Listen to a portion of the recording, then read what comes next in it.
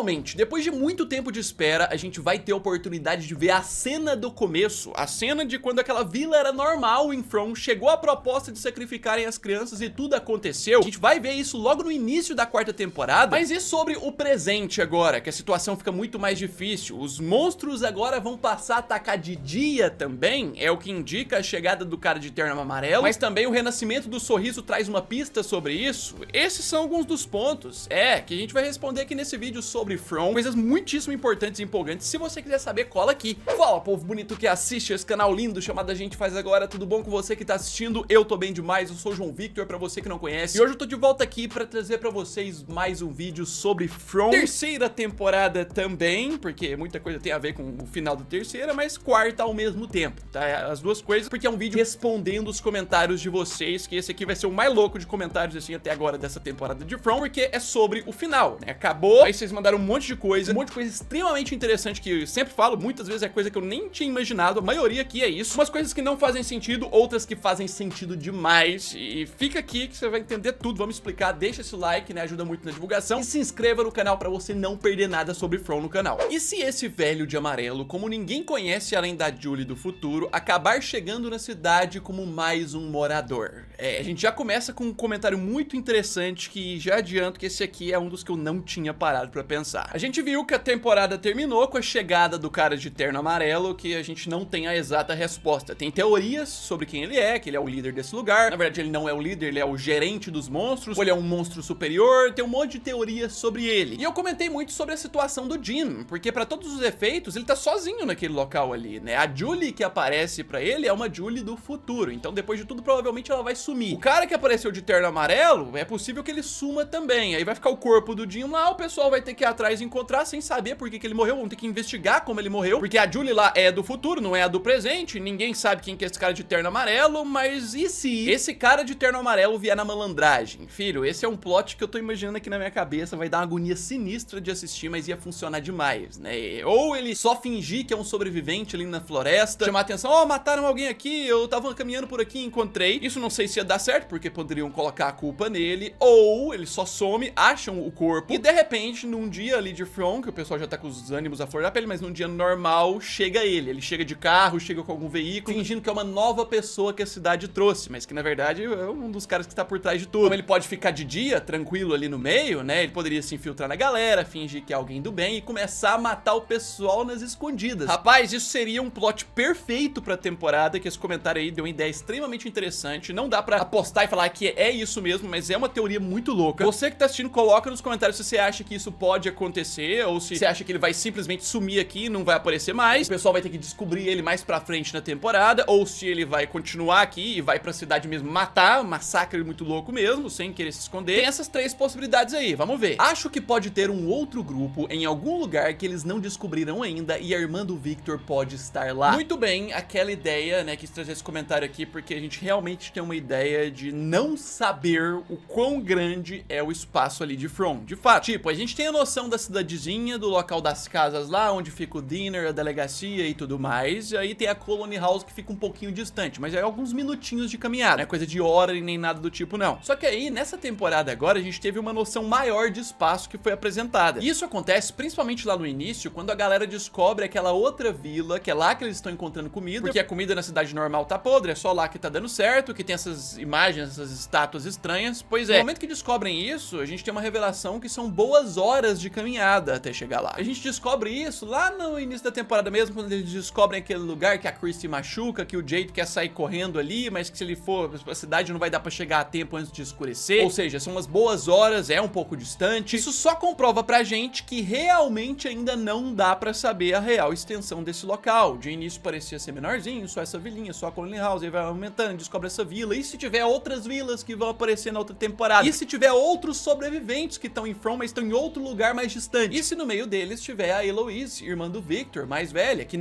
eu não acho que tenha morrido, né? Porque o Victor revelou que colocou partes dela no túmulo lá, que é ela mesma, ele nem tem certeza se era ela. Eu acredito que a gente vai ter uma revelação sobre a Eloise na quarta temporada, uma explicação melhor do que aconteceu com ele, porque ainda tá muito vago. Só não sei se vai ser exatamente isso, ela vai vir com outro grupo que vai aparecer. Poderia, mas tem várias outras possibilidades ainda. Ninguém está falando isso, mas tem uma forte possibilidade do menino de branco ser filho das reencarnações do Jade e Tabitha, que não morreu no ritual. Às vezes ele pode estar relacionado com o próprio Thomas, também de alguma maneira. Então, né, vamos voltar pro assunto Menino de Branco, que também tava lá nos pontos do meu vídeo sobre a quarta temporada, que eu acho que é um dos pontos que vai ser explicado lá. E, tipo, a terceira explicou muita coisa, explicou a origem do lugar, papel das crianças Anku e tal, mas o menino aí eles deixaram guardadinho o que é ele. Muita gente eu vi já teorizando que é o Thomas, ele é na verdade o filho da Tabitha. Esse aí eu já acho que não seria o caso, porque se ele fosse o filho da Tabitha, ela já viu ele, ela reconheceria, e como ela não reconheceu, nem achou nada parecido, não acho que seja. Mas claro que a gente não pode negar que deve ter uma exploração também a mais, pode ter uma exploração a mais sobre a questão do Thomas. A Tabitha, pelo que ela é, pelo que ela representa nesse local, cada vez que ela nasceu num corpo diferente ali, já era por conta de From mesmo. O simples fato disso significa que os filhos dela devem ter uma conexão natural, só de nascença por esse lugar também. O próprio Thomas pode ter algum significado à morte dele. A gente já sabe, né, que From pode influenciar no mundo real, a gente viu pelo início da temporada, quando a Tabitha volta lá. Existem teorias de que porque o Victor ficou vivo durante o massacre, foi o único que era o filho da Miranda, que era a antiga reencarnação da Tabitha, foi por isso que mataram o Thomas, o filho dela, no mundo real. Existem teorias de ser o Menino de Branco, que eu não acho que seja, mas assim, pode ter alguma conexão, tá? Tipo, da mesma forma que a Tabitha era Miranda e era outra pessoa anteriormente, e anteriormente ela e o Jade eram um casal, que tinha uma criança que eles não quiseram sacrificar, poderia ser, aquela criança de branco pode ser a criança que eles não quiseram sacrificar. A Tabitha apenas não lembra, né? Porque ela vai lembrar de quem ela é, dos papéis deles ali, mas lembrar do rosto da criança já seria um pouquinho difícil, né? Ela é de muitos anos atrás, sei lá, 500 anos. Então assim, não acho que seja o Thomas, mas que pode ter alguma conexão com o Thomas, pode sim. Com essa trama do sorriso nascendo da Fátima, acredito que não só o Homem de Amarelo pode atacar a cidade durante o dia, mas também o sorriso, já que ele agora é monstro metade humano. Olha aí esse comentário, mais um que fez minha mente dar uma bugada e eu precisei trazer aqui nesse vídeo. Meu querido,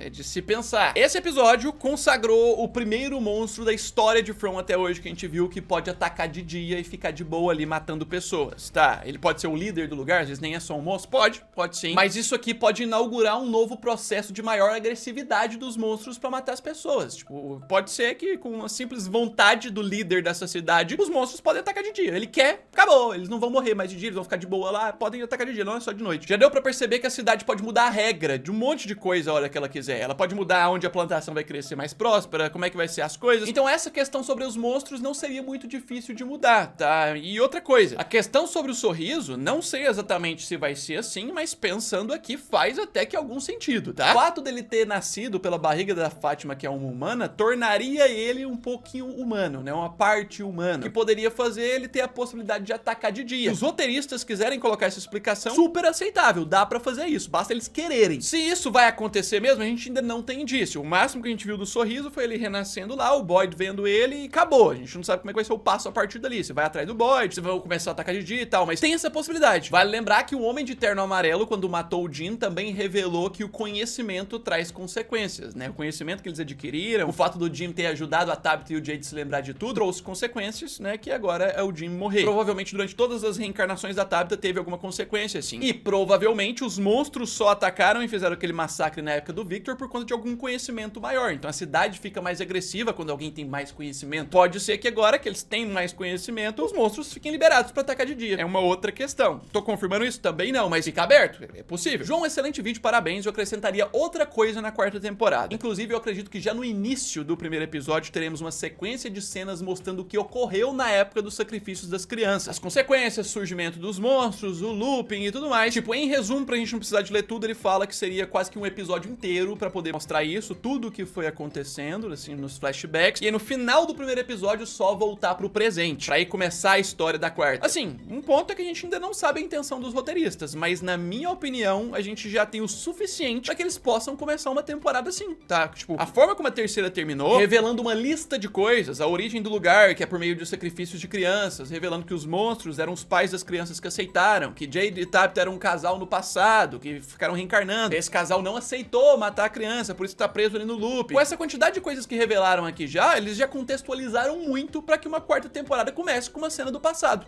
Faria muito sentido, eu acharia muito legal um primeiro episódio da temporada mostrando a vila mesmo, como é que era a vila sem a maldição, os moradores originais, né, quem que é a entidade que chegou lá propondo. Eles poderiam, por exemplo, já começar a temporada falando que é esse velhinho aí, né, que foi ele que chegou propondo pras pessoas sacrificarem as crianças em troca de vida eterna, mostrar cenas, aí mostrar eles virando monstros, mostrar quem quem era Tabitha e Jade no passado, mostrar quem era o filho de Tabitha e Jade. Já seria um início de temporada que ia mostrar um monte de revelação, ia gerar um monte de pergunta nova, mas já ia engrenar, e todo mundo já ia ficar louco. Nossa, eu quero continuar, é mesmo, nossa, From, depois de muito tempo, voltou desse jeito, sensacional. Fica a dica aí, ó, se o pessoal de fora estiver assistindo legendado em inglês, né, passa aí pros roteiristas, pelo amor de Deus, porque faz sentido. Possivelmente, quem colocou as mensagens nas árvores foram eles dois pelo fato de voltarem inúmeras vezes pra cidade. Utilizaram o gatilho da música, no qual eles têm afinidade pra se lembrarem e darem continuidade no plano de se libertar todo mundo. O tenso a gente tem que esperar 1 ano e meio pra saber, enfim. Uma outra teoria aí sobre os números nas garrafas e o propósito deles e quem montou isso, né, já é uma questão. Isso ainda tem muita coisa em aberto, a gente não sabe exatamente quem foi lá e pôs, exatamente quem foi lá e fez cada árvore. Tem a lá da cidade, né, do mundo real, que foi a Miranda que fez, porque ela tinha visto num parque, mas a do parque a gente ainda não viu, porque quando a Tabitha tava indo pra lá, ela voltou pra From. Tem a principal, que foi a que levou a Tabitha de volta, e se eu não me engano é a que ela e o Jim estão lá, ele tá tocando o violino. Tem até aquela nova que a gente vê o Jade montando no episódio 9, né, que pode ser uma pista pra gente de que eram as reencarnações passadas dele que ficaram montando essas árvores e colocando os números. E assim, quero dizer que faz muito sentido esse negócio da música. Tipo, de certa forma, eles já foram várias pessoas. Eles estão lá desde o início, sempre morrem, reencarnam num outro corpo com outro nome. E as crianças Ankui estão lá com o papel de ficar falando Ankui, Ankui, lembre-se, lembre-se, pra lembrar eles do propósito, de quem eles são. Porque em toda reencarnação eles precisam ser relembrados pra continuar essa missão de salvar as crianças. É possível que em algumas das reencarnações anteriores, alguma pessoa que eles foram anteriormente, eles perceberam que eles sempre vão esquecer, que eles precisam facilitar tudo isso. Então eles realmente decidiram colocar isso em código, decidiram colocar os números nas árvores, colocar o som, a música, porque eles sempre vão lembrar. E isso faz sentido porque só depois que o Jade toca o negócio, que as crianças aparecem e juntam o som ali da música com a criança falando Ankui, que eles se lembram do que eles realmente são. Você viu que eles se lembram magicamente? É por conta do combo da música, das notas ali e da criança falando Ankui. A criança já falou Ankui um monte de vezes e a Tabitha não tinha lembrado. E só agora, por causa do som junto, ela lembrou. Então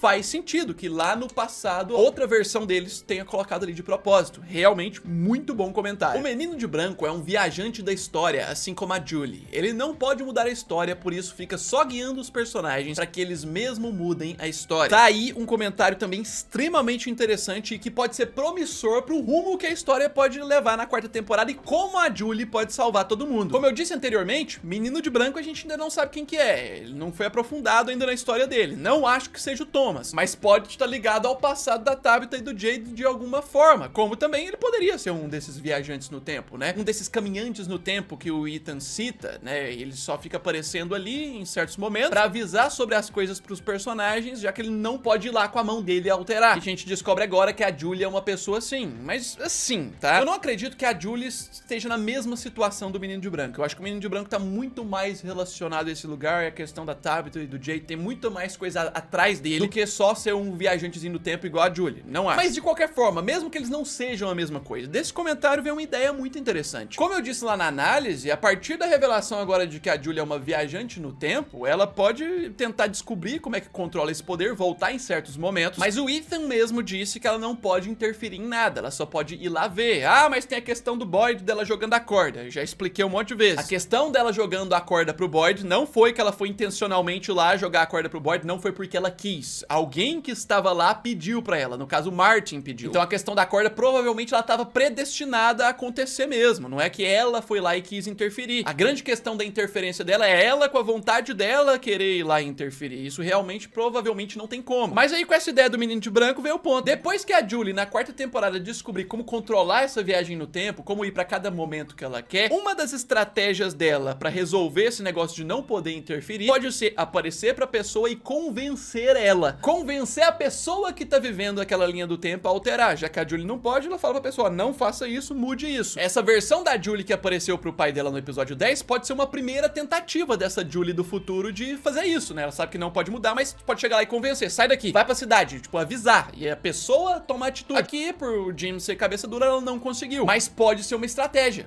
Faz sentido. Podem existir formas dela convencer uma pessoa de verdade. Gostei muito do comentário, é mais um que abre muito a mente sobre como essa história pode caminhar. Mas aí tem mais, vamos seguir. Se ele entrasse na pilha do Elgin, seria mais provável que desse certo. Por exemplo, ele fala que acredita nele e que todos vão ir embora, então melhor ir até a Fátima pra ajudá-la. Elgin tava cego, pode ser que acreditasse. Então esse comentário é sobre as diferentes opções que o Boyd poderia ter ter de conseguir a informação do Eldian sem ficar, né, torturando. Eu comentei até sobre isso nos outros vídeos, né? Vendo a primeira vez, fica parecendo que a única opção pro Boyd é essa. Não tem como outra solução. O Eldian não vai entregar, então tem que fazer isso. Mas aí a galera foi lá e comentou e relembrou que não, ele poderia ter só seguido o Eldian, já que o Eldian tava saindo com a mochilinha. Tá, poderia ser uma opção, e essa opção se junta com essa outra do comentário, né? Não precisava só seguir, só virar pro Eldian e falar: ah, agora eu entendi, vai salvar todo mundo? Não, então vamos lá, vamos todo mundo. Só finge, descobre o lugar, trai o Eldian e salva a Fátima. Poderia ser uma solução? Sim, mas na minha opinião, em ambas essas opções, seja só seguir o Eldian ou seja fingir que acreditou nele e seguir, e nessas duas opções a mulher do kimono não ia deixar. Quando a mulher do kimono percebesse que o Boyd tá fingindo pro Eldian, ela ia imprimir uma fotinha nova ali e mostrar pro Eldian que é mentira, que eles estão enganando ele, levar ele pra um lugar errado. Quando a mulher do kimono percebesse que eles estão só seguindo o Eldian, ia avisar que eles estão seguindo também, então não ia dar certo. E isso tem muito a ver com o que a cidade também queria fazer com o Boyd desde o início da temporada. A cidade queria quebrar ele. Então claramente não existia outra forma que a cidade fosse liberar pra ele descobrir sobre a questão do Eldian. Se ele tentasse outro jeito, a mulher do kimono ia aparecer e contar que ele tá caindo na armadilha. A única forma do Boyd descobrir sobre o Eldian era torturando ele, porque a cidade queria que o Boyd se quebrasse. Foi o que o padre falou pra ele. Se você seguir com esse próximo passo, significa que a cidade te quebrou. E é o que a cidade quer. Então a cidade só liberou isso. Ele fez e a cidade quebrou ele. Pois é, meu querido. Coloca nos comentários o que você acha sobre esses pontos. O que você acha sobre os pontos que vão acontecer aí na quarta temporada, né? Questão sobre cena do início de tudo, sobre os monstros atacando. Comente aí. Tem muito mais comentários e ideias interessantes que vocês mandaram, que assim, são de pensar muito. Se vocês quiserem, eu trago outro vídeo desse em breve. Não deixe de se inscrever no canal pra você não perder nada. Deixa esse like, ajuda muito na divulgação. Já já eu tô de volta. É isso aí, um abraço. Fui!